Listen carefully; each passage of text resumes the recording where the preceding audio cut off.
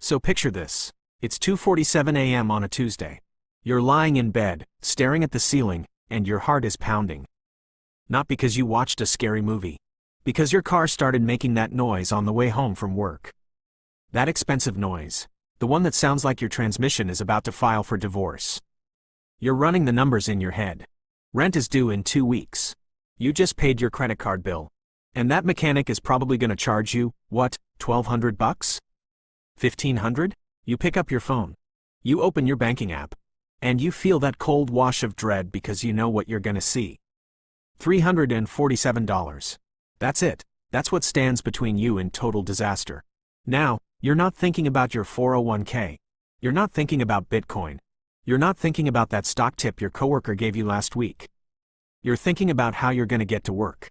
You're thinking about whether your parents can loan you money again. You're thinking about how you're going to pay for this without using your credit card and starting the debt cycle all over again. And here's the thing that nobody talks about. The anxiety isn't actually about the car. The anxiety is about not having options. It's about being trapped. It's about knowing that one single thing going wrong is enough to derail your entire life for months, maybe years. That feeling? That's what we're fixing today. Hi, what's up? And I spend way too much time thinking about emergency funds. Like, probably an unhealthy amount. I've read every study, crunched every number, and talked to way too many people about their worst financial moments. If you're someone who's ever felt that pit in your stomach when an unexpected expense pops up, or if you've ever wondered if that 3 months of expenses rule your grandma told you about actually applies in 2025, make sure to hit that subscribe button and give this video a thumbs up if this helps you out. Because what I'm about to tell you might ruffle some feathers. It might make you uncomfortable.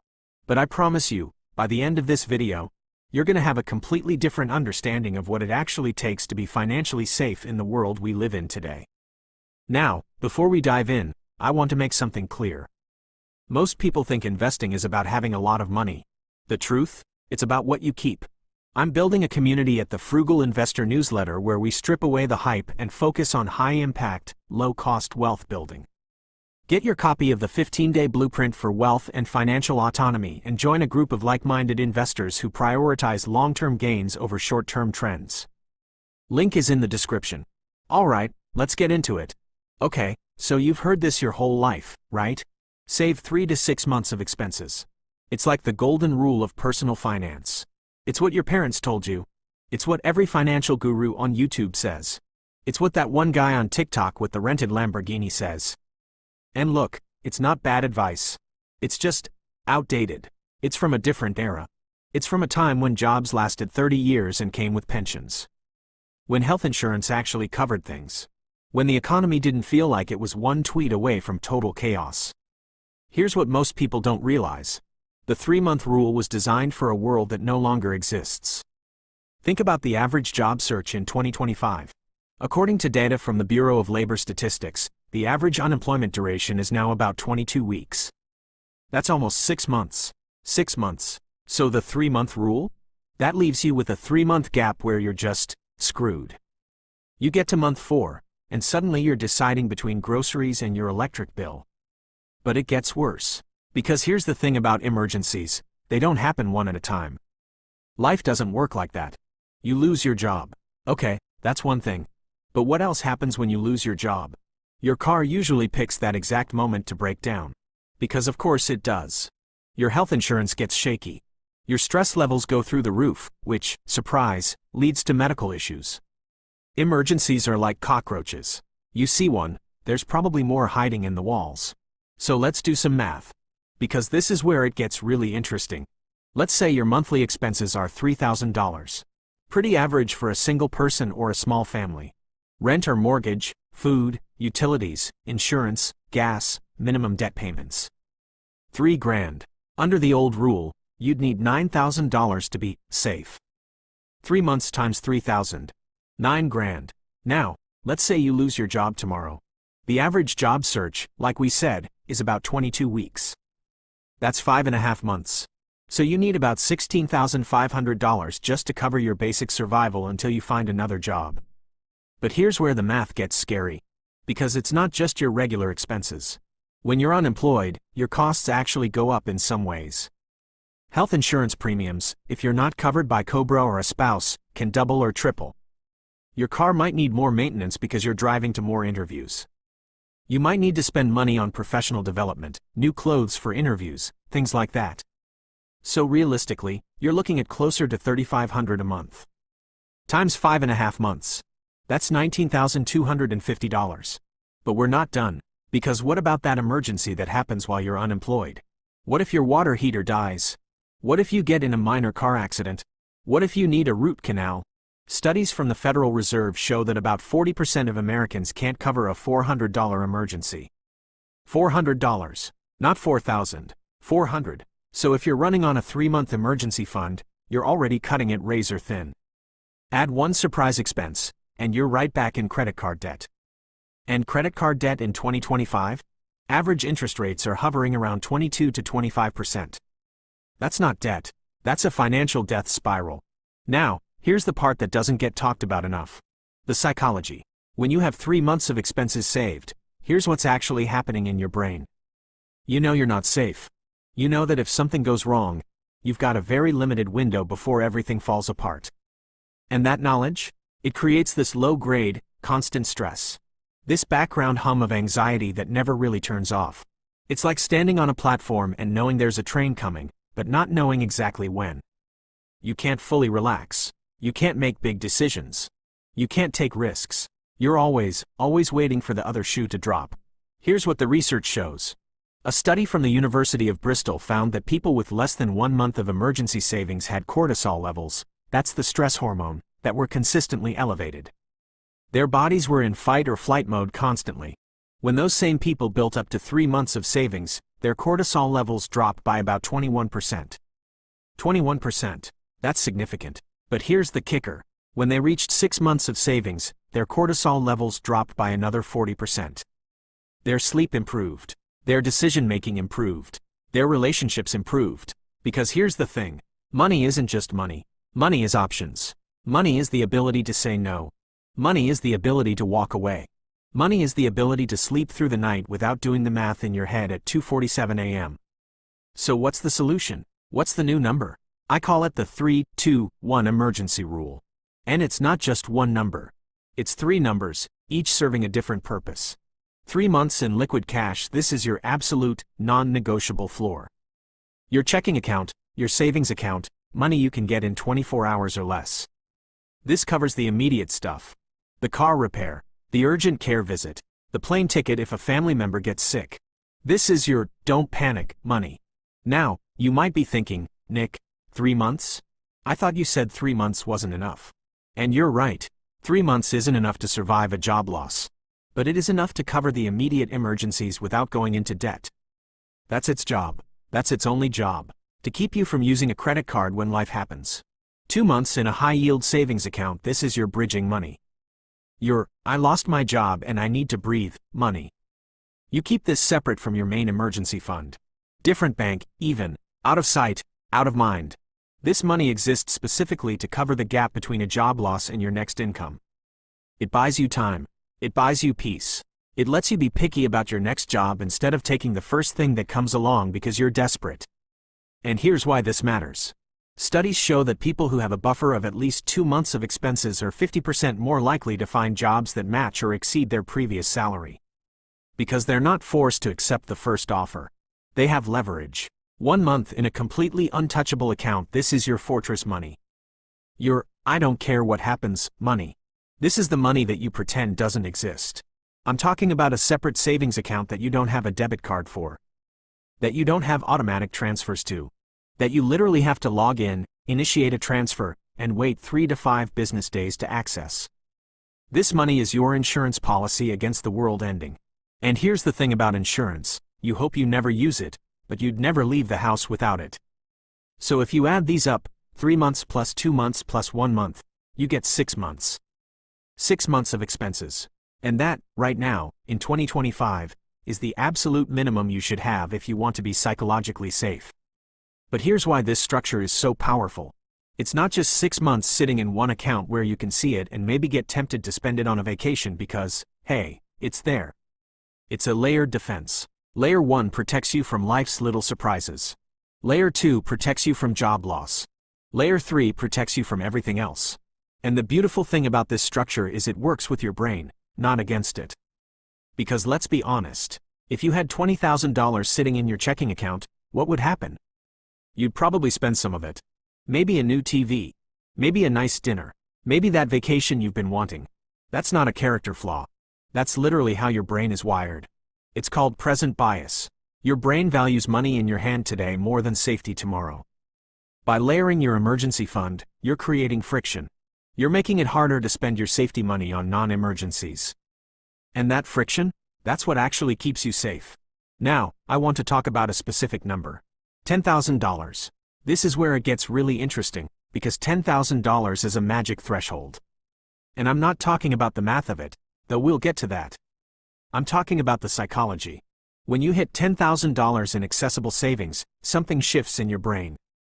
I've seen it happen with hundreds of people. I've experienced it myself. It's like a switch flips. Suddenly, you're not thinking about your car breaking down. You're not thinking about your hot water heater dying. You're not thinking about your phone screen cracking. You're thinking about your future. You're thinking about investing. You're thinking about career moves. Because $10,000 covers 95% of the emergencies that normal people face. Let me say that again. 95%. According to data from AAA, the average major car repair costs between $500 and $3,000. The average emergency room visit, after insurance, is between $1,000 and $3,000. The average water heater replacement is about $1,200. The average phone replacement is a few hundred. $10,000 absorbs all of that without breaking a sweat.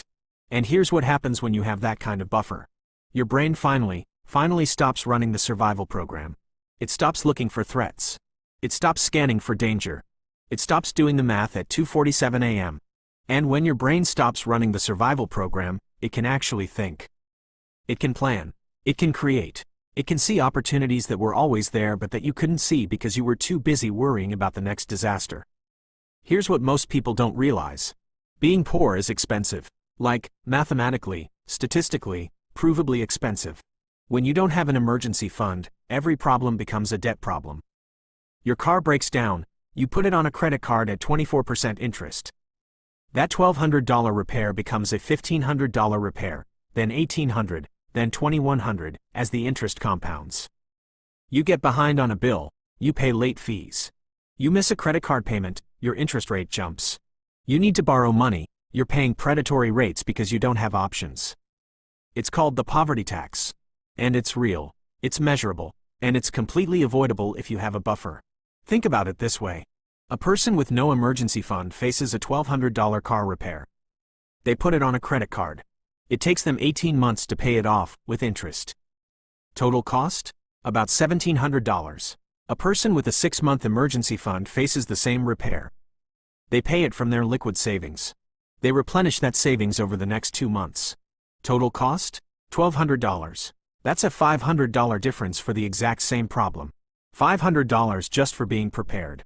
Now multiply that by the number of emergencies you'll face in your lifetime. 5 or 10 or 20. The numbers get staggering. Alright, so how do you actually do this? How do you go from 0 to 6 months without feeling like you're depriving yourself for years? Here's the system. Step 1. The $1,000 sprint. This is your first priority. Do not pass go. Do not invest. Do not buy anything you don't absolutely need. Get to $1,000 as fast as possible. How? Sell stuff. Work extra shifts. DoorDash on the weekends. Eat at home for 30 days. Cancel every subscription you don't use. $1,000 is not a lot of money. But psychologically, it's everything. It's the difference between panic and annoyance. It's the difference between being at the mercy of life and being able to handle the small stuff. Step 2. The 3-month foundation. Once you have your 1,000, you keep going until you hit 3 months of expenses. This is your first real milestone. At this point, you're no longer vulnerable to life's little surprises. You can handle a flat tire. You can handle a broken phone. You can handle an urgent care visit without going into debt. Step 3. The 6-month fortress. This is the hardest part because it takes the longest. But here's the trick. Open a separate high-yield savings account at a different bank. Don't connect it to your debit card. Don't look at it every day.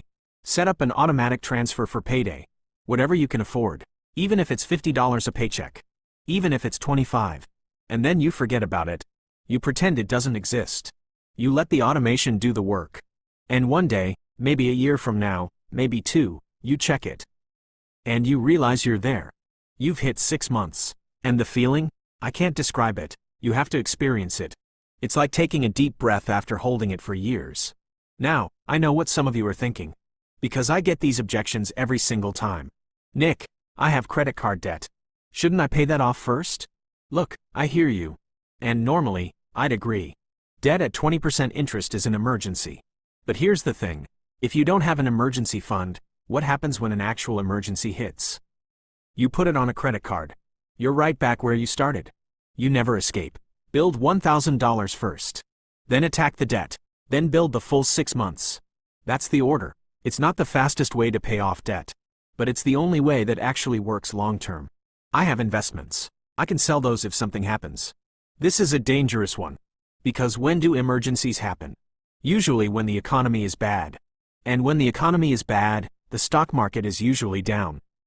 So you're selling at a loss, probably paying taxes, and locking in those losses forever.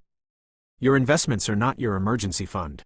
Your emergency fund is your insurance policy that prevents you from having to touch your investments at the worst possible time. I'll never be able to save 6 months of expenses. That's way too much. I get it. It feels impossible when you're starting from zero. But here's what I've learned from watching hundreds of people do this. It's not about the amount. It's about the system. $50 a paycheck. That's all it takes. $50. If you get paid bi-weekly, that's $1,300 a year. In 5 years, that's $6,500. That's not nothing. And most people can find $50. Cancel one subscription. Skip a couple of restaurant meals. Work one extra shift a month. The system works. It's slow. It's boring. It's not sexy. But it works. And 5 years from now, you're gonna look back and be so grateful that you started. Let me tell you about a number that changed my life. $20,000. Not because $20,000 is a lot of money. In the grand scheme of things, it's not. But because $20,000 is walking away money. When I had $20,000 in my emergency fund, something shifted. I stopped being afraid of my job. Not because I didn't like it, but because I knew I didn't have to be there. I could walk out at any time. I could say no. I could push back. I could advocate for myself. And here's the thing that nobody tells you. When you have that kind of freedom, you don't need to use it. Just knowing it's there changes how you show up. Your shoulders relax. Your voice gets stronger. Your decisions get better. Because fear is a terrible decision-making tool. And when you're not afraid, you make better choices. You take smarter risks. You advocate for raises. You start side hustles. You invest. You build. And it all starts with that number. That walking away number. For some people, it's 10,000. For others, it's 20 or 30. But whatever it is for you, that's the number that changes everything. I want to tell you about someone I know. Let's call her Maria. Maria was a teacher, single mom, 2 kids. She was making about $50,000 a year, which in her city was enough to survive but not much else. She had maybe $500 in savings. Then her transmission went out. $1,500. She put it on a credit card. Then her daughter needed braces. Another $2,000. Then her water heater died. $1,200. Within 6 months, she was $10,000 in credit card debt. Minimum payments were eating her budget. She was working overtime just to tread water. She was stressed all the time. Short with her kids. Not sleeping. She came to me and said, "I'll never get out of this." What's the point? And I told her the truth. The point is that this is temporary. The point is that you can do this. The point is that your situation is not your life. We built her a system. $1,000 first. Then we attacked the credit card debt, highest interest first. Then we started layering the emergency fund. It took her 3 years. 3 years of beans and rice. 3 years of no vacations. 3 years of saying no to her kids when she wanted to say yes. 3 years of feeling like she was running in place. But here's what happened. She got to that first 1,000. And the panic started to fade. She got the credit cards paid off. And she could breathe. She got to 3 months of expenses. And she started sleeping through the night. Last year, she hit 6 months. $20,000 in the bank. $20,000 that belongs to her and her kids. $20,000 that means no more panic. No more 2:47 a.m. math. No more fear. She called me and she was crying. Not sad crying, the kind of crying that happens when you finally, finally feel safe after years of not knowing what safety feels like. That's what we're talking about here. That's what this is really about. It's not about the money. It's about the feeling of being able to handle whatever life throws at you. The feeling of having options. The feeling of freedom. I really hope this video brought you some value today. If it did, comment more down below. I'm reading through those to decide what topics to cover next, so definitely let me know if you want more of this. Look, here's the bottom line. The 3-month rule was designed for a different world. A world with pensions and 30-year jobs and economies that moved slower. That world is gone. In 2025, you need 6 months. Minimum. And you need it structured in a way that works with your brain, not against it. The 3-2-1 emergency rule gives you that structure. It gives you the psychological safety that allows you to actually start building wealth instead of just surviving. The first 6 months of expenses are the hardest. They require discipline. They require sacrifice. They require saying no to things you want so you can have something you need. But here's what I promise you. The day you hit that number, the day you look at your accounts and realize you have 6 months of expenses sitting there, ready to protect you from whatever life throws your way, that day changes everything. Because that day, you stop being someone who's trying to survive. And you become someone who's building something. Someone who has options. Someone who has freedom. That's the goal. That's the point. That's what we're all here for. The 2:47 a.m. math? You won't need it anymore. Because you'll already know the answer. The answer is that you're safe. The answer is that you have options. The answer is that no matter what happens tomorrow, you're going to be okay. And that, right there, is worth more than any number I could put on a screen. Alright, I'll see you in the next one.